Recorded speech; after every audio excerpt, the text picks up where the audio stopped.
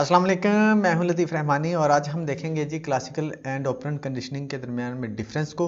बहुत ही important video है क्योंकि वैसे अगर आपको अकेले अकेले क्लासिकल कंडीशनिंग और ऑपरेंट कंडीशनिंग की अगर समझ नहीं आती तो इसका डिफरेंस देख ले आपको समझने में आसानी होगी।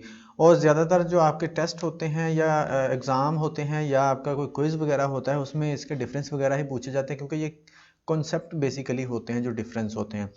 तो ये बहुत डीपली इसको जाके देखना पड़ता है डिफरेंस देखने के लिए। तो वही बेसिकली इनका मेन जो आप कह सकते हैं मेजर पॉइंट्स होते हैं, मेजर कॉन्सेप्ट्स होते हैं, ये डिफरेंस वाले ही होते हैं। तो आपका कोई भी टेस्ट होगा, पीपीएससी, एफपीएससी, पीएमएससी, पाकिस्तान के अंदर या इंडिया के अंदर जो भी टेस्ट होते हैं, सी टेट वगैरह या रीट वगैरह, वीट वगैरह, उनमें भी ये आपको बहुत हेल्प करेंगे। तो स्टार्ट करते हैं जी। ये मेरा शॉर्ट सा इंट्रोडक्शन है। अगर आपको कोई क्वेश्चन हो या आप इस वीडियो के नोट्स लेना चाहते हो तो आप इस नंबर पर व्हाट्सएप कर सकते हैं, आपको नोट्स मिल जाएंगे। तो इसको स्टार्ट करने से पहले इसका हम एक बैकग्राउंड बनाएंगे, एक थोड़ा सा इसकी बेस बनाएंगे ताकि आपको ये समझने में आसानी हो इसका डिफरेंस। ठीक है जी। यहाँ पर दो एक्सपेरिमेंट हैं हमारे सामने। एक आइवन पेवलव का एक्सपेरिमेंट है, आप सब इससे वाकिफ़ होंगे, जो इसने डॉग के साथ किया था, जिसमें ये डाइजेशन पे काम कर रहा था, बेसिकली सलाइवा पे काम कर रहा था। तो इसने फिर वहाँ पर इसने डिस्कवर किया कि यहाँ पर एक कंडीशनिंग की जा सकती है, एसोसिएशन की जा सकती है। तो इसको थोड़ा सा हम दोहरा लेते हैं कि ये एक्सपेरिमेंट क्या था।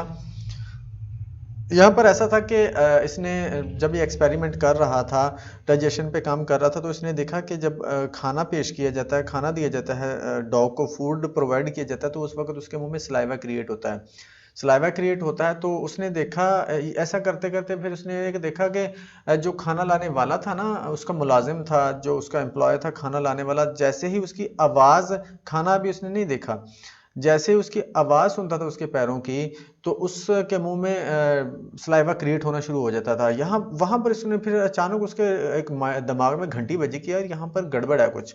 तो उसने फिर वहाँ पर डिस्कवर किया कि इस चीज़ को किसी के साथ एसोसिएट भी कर सकते हैं हम, इसकी कंडीशनिंग भी कर सकते हैं कि अगर आप फूड के साथ किसी चीज़ की कंडीशनिंग कर दें तो फिर भी आपको वही रिस्पॉन्स मिल सकता है जो ओरिजिनल स्टिमुलस से मिलता है। तो इसने फिर क्या किया था, वहाँ पर एसोसिएशन कर दी थी बेल के साथ फूड की, कि ये बेल बजाता था तो फिर उसके बाद फूड दिया जाता था, बेल बजाता था उसके बाद फूड दिया जाता था।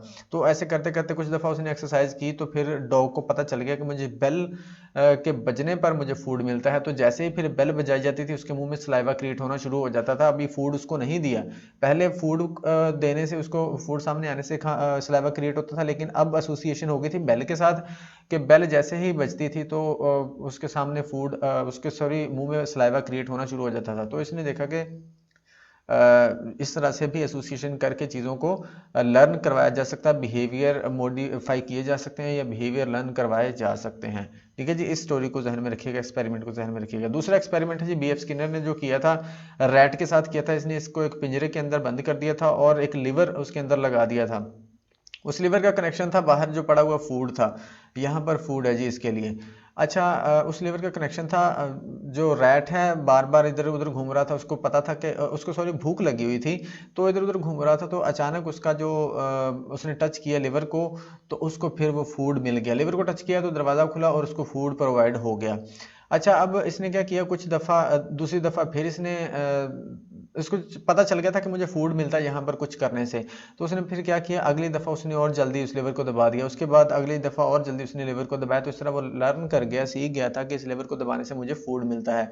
यहाँ पर एक चीज़ का डिफरेंस ख्याल रखिएगा आप, कि यहाँ पर पहले उसको स्टिमुलस दिया जाता था, फूड या बेल बजाई जाती थी, स्टिमुलस दिया जाता था, उसके बाद उसको रिस्पॉन्स मिलता था। यहाँ क्या होता था, पहले वो रिस्पॉन्स लिया जाता है, पहले वो रिस्पॉन्स शो करता है, बिहेवियर शो करता है लीवर दबाने का, फिर उसको स्टिमुलस मिलता है यानी कि रीइंफोर्समेंट या फूड मिलता है। ये चीज़ को ध्यान में रखिएगा। अब हम स्टार्ट करते हैं आगे। तो देखते हैं जी डिफरेंस एक एक करके। डिफरेंस वन है हमारे पास, discovered by Pavlov from Russia. ये रशिया से थे एवन पेवलव, उन्होंने डिस्कवर किया था इसको, क्लासिकल कंडीशनिंग को डेवलप किया था, याद रखिएगा। उसके बाद जो ऑपरेंट कंडीशनिंग है, discovered by BF Skinner from USA, BF Skinner ने किया था जो यूएसए से थे। सेकंड डिफरेंस है आल्सो कॉल्ड रिस्पोंडेंट कंडीशनिंग, इसको रिस्पोंडेंट कंडीशनिंग भी बोला जाता है। और operant conditioning also called instrumental conditioning, operant conditioning को इंस्ट्रूमेंटल कंडीशनिंग भी बोला जाता है। उसके बाद है जी difference number 3, association between two stimuli. यहाँ पर क्या होता है, दो स्टिमुलाई के दरमियान में डिफरेंस एसोसिएशन क्रिएट की जाती है, कंडीशनिंग क्रिएट की जाती है। यहाँ पर देखें दो स्टिमुलाई थे, एक हमारे पास कंडीशनड स्टिमुलाई, एक हमारे पास न्यूट्रल स्टिमुलाई था। एक अनकंडीशनल था, एक न्यूट्रल था। न्यूट्रल हमारे पास बेल थी और अनकंडीशनल क्या था, फूड था। इन दोनों के दरमियान में एसोसिएशन बनाई गई थी, उसके बाद रिस्पॉन्स मिला था। ठीक है जी। अब यहाँ पर क्या होता है, ऑपरेंट कंडीशनिंग के अंदर क्या होता है, relation between responses and it's consequences. यहाँ पर रिलेशन होता है रिस्पॉन्स के दरमियान में और उसका कॉन्सिक्वेंस के दरमियान में। फॉर एग्जांपल यहाँ पर देखें, जो रिस्पॉन्स मिला था उसके बाद उसका रिलेशन था किसके साथ, कॉन्सिक्वेंस के दरमियान। जैसा रिस्पॉन्स मिलेगा वैसा ही उसको कॉन्सिक्वेंस मिल जाएगा। ठीक है जी।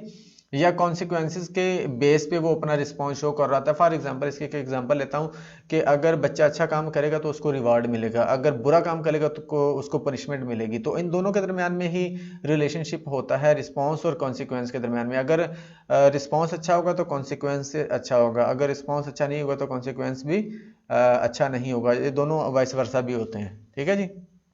उसके बाद है हमारे पास डिफरेंस नंबर 4। क्लासिकल कंडीशनिंग के अंदर क्या होता है, इनवॉलेंट्री और रिफ्लेक्सिव बिहेवियर। यहाँ पर इनवॉलेंट्री बिहेवियर होता है, जो उसका सलाइवा आ रहा होता है वो इनवॉलेंट्री होता है, वॉलेंट्री नहीं होता। जैसे ही वो उस फूड देखेगा ऑटोमेटिकली उसका सलाइवा क्रिएट होना शुरू हो जाएगा, यानी कि बिहेवियर शो होना शुरू हो जाएगा, रिस्पॉन्स शो होना शुरू हो जाएगा। क्लासिकल कंडीशनिंग अगर हम करेंगे तो फिर आपका बिहेवियर जो होगा वो इनवॉलेंट्री या अनकॉन्शियस बिहेवियर होगा या रिफ्लेक्सिव बिहेवियर होगा। याद रखिएगा ये, इस चीज़ को एक चीज़ जहन में रखिएगा कि ये सिर्फ आपने इसको इस एक्सपेरिमेंट के पॉइंट ऑफ व्यू से, पर्सपेक्टिव से नहीं देखना, आप इसको लर्निंग के पर्सपेक्टिव से देखें, बिहेवियर के पर्सपेक्टिव से देखें और अपनी डेली लाइफ के पर्सपेक्टिव से देखेंगे। अगर आप क्लासिकल कंडीशनिंग के थ्रू लर्निंग कर रहे हैं, बिहेवियर सिखा रहे हैं, तो उसमें क्या होगा, अगर यहाँ पर एसोसिएशन करेंगे तो आपका जो बिहेवियर होगा, रिस्पॉन्स शो होगा, वो इनवॉलंटरी होगा या रिफ्लेक्सिव बिहेवियर होगा।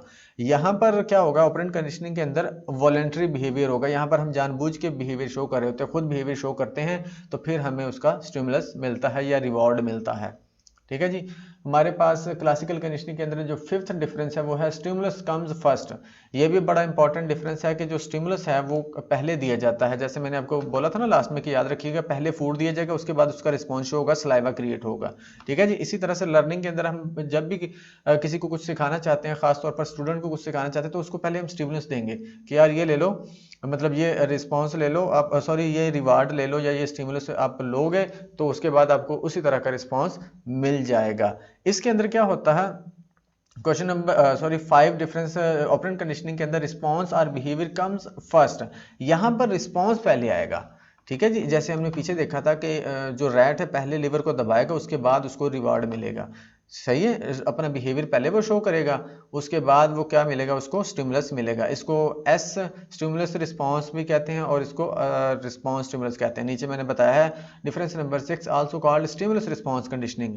स्टिमुलस रिस्पॉन्स कंडीशनिंग यानी कि स्टिमुलस पहले दी जाता है, रिस्पॉन्स बाद में मिलता है। इसको also called response stimulus conditioning, response पहले मिलता है, उसके बाद उसको स्टिमुलस दिया जाता है। ठीक है जी, ये याद रखिएगा।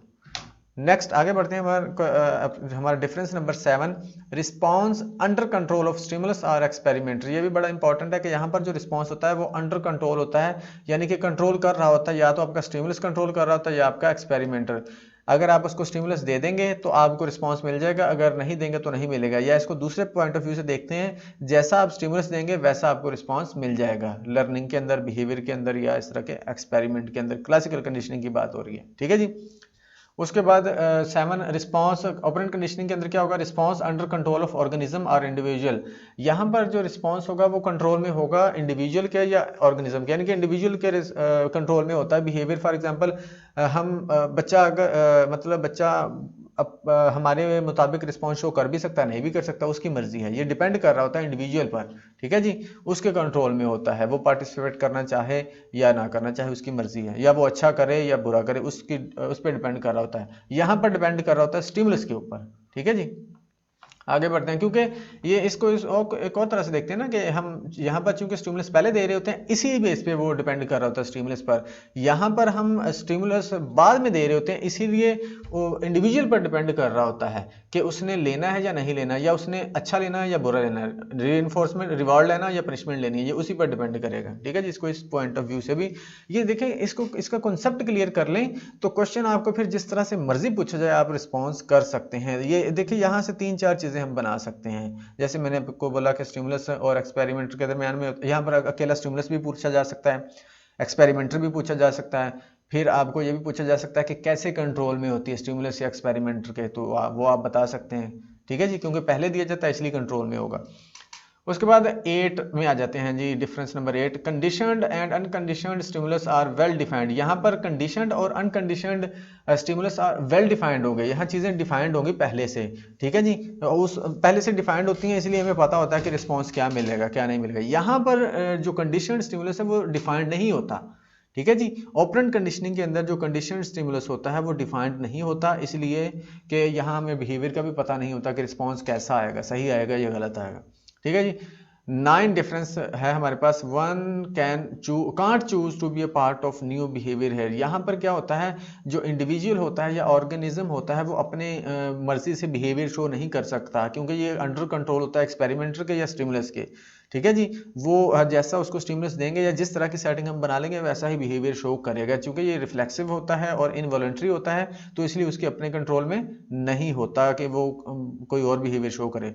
यहाँ पर 9 में क्या होता है, ऑपरेंट कंडीशनिंग के अंदर an individual can choose whether to be a part of it और नॉट। यहाँ पर उसी पे डिपेंड कर रहा होता है कि वो पार्टिसिपेट करे, वो रिस्पॉन्स करे, वो अच्छा रिस्पॉन्स करे, वो बुरा रिस्पॉन्स करे, ये उसी पर डिपेंड कर रहा होता है, इंडिविजुअल पर ही डिपेंड कर रहा होता है। ठीक है जी, जो हमारा पार्टिसिपेट करने वाला होता है, तो ये भी इंपॉर्टेंट था। उसके बाद है जी difference number 10, extinction due to removal of unconditional stimulus. यहाँ पर एक्सटिंक्शन होती है किसके ड्यू टू, किसकी वजह से, due to removal of unconditional. अगर हम फूड को खत्म कर देंगे, फूड नहीं देंगे तो एक्सटिंक्शन हो जाएगी, वो रिस्पॉन्स देना छोड़ देगा। अनकंडीशनल स्टिमुलस क्या था हमारा, फूड था। और अनकंडीशनल स्टिमुलस कौन सा होता है, ऐसा स्टिमुलस जो नेचुरली रिस्पॉन्स ले रहा होता है पहले से, कंडीशनिंग के पहले से ही जो रिस्पॉन्स ले रहा होता है उसको अनकंडीशनल रिस्पॉन्स स्टिमुलस बोलते हैं। तो अगर फूड को हम खत्म कर देंगे या फूड नहीं देंगे तो वो रिस्पॉन्स देना भी बंद कर देगा। इसमें आ जाते हैं ऑपरेंट कंडीशनिंग के अंदर क्या होता है, extinction due to the removal of reinforcement और पनिशमेंट। यहाँ पर एक्सटिंक्शन होती है रीइंफोर्समेंट या पनिशमेंट पर डिपेंड कर रही होती है। अगर आप छुड़वाना चाहते हैं कोई बिहेवियर तो भी इसी पर डिपेंड करेगा, रीइंफोर्समेंट या पनिशमेंट पर। ठीक है जी, अगर आप इसको ख़त्म कर देते हैं तो वो नहीं देगा। अगर मतलब जिस तरह से भी आप इसको करवाना चाहते हैं वैसे ही होगा, यहाँ पर रीइंफोर्समेंट या पनिशमेंट पर डिपेंड कर रही होती है एक्सटिंक्शन। उसके बाद है जी 11 डिफरेंस हमारे पास और लास्ट है ये, associated with already existing behaviour. यहाँ पर हम एसोसिएशन करवा रहे होते हैं या ये डिपेंड कर रहा होता है किस पर, जो ऑलरेडी एग्जिस्ट कर रहा होता है बिहेवियर। जैसे कि वो स्लाइवा क्रिएट हो रहा था, उसका तो वो ऑलरेडी हो रहा है ना, पहले से हो रहा है, नेचुरल उसका बिहेवियर है, उसी से हमने एसोसिएशन की थी। ठीक है जी, ऑपरेंट कंडीशनिंग के अंदर क्या होता है, ऑर्गेनिज्म और individual first show its behaviour then get reinforcement और पनिशमेंट। ऑपरेंट कंडीशनिंग के अंदर पहले वो रिस्पॉन्स शो करेगा, उसके बाद वो हासिल करेगा पनिशमेंट या रीइंफोर्समेंट। अगर अच्छा वो बिहेवियर शो करेगा, रिस्पॉन्स शो करेगा तो उसको रिवार्ड मिलेगा, रीइंफोर्समेंट मिलेगी। अगर वो बुरा करेगा तो उसको पनिशमेंट मिलेगी। तो ये थे जी इसके कुछ डिफरेंस और बहुत ही इंपॉर्टेंट थे, और मैंने कोशिश की है कि अच्छे से आपको समझा सकूं। अगर आपको समझ नहीं आई तो ये पहले वाले जो हमने जो 2 एक्सपेरिमेंट देखे थे उनके पॉइंट ऑफ व्यू से देखेंगे, उनके पर्सपेक्टिव से देखेंगे तो आपको अच्छे से समझ आ जाएगी। अगर वीडियो अच्छी लगी है तो चैनल को ज़रूर सब्सक्राइब कीजिएगा और लाइक और कमेंट भी कीजिएगा, इसके साथ साथ दोस्तों के साथ शेयर भी कीजिएगा। Thank you so much.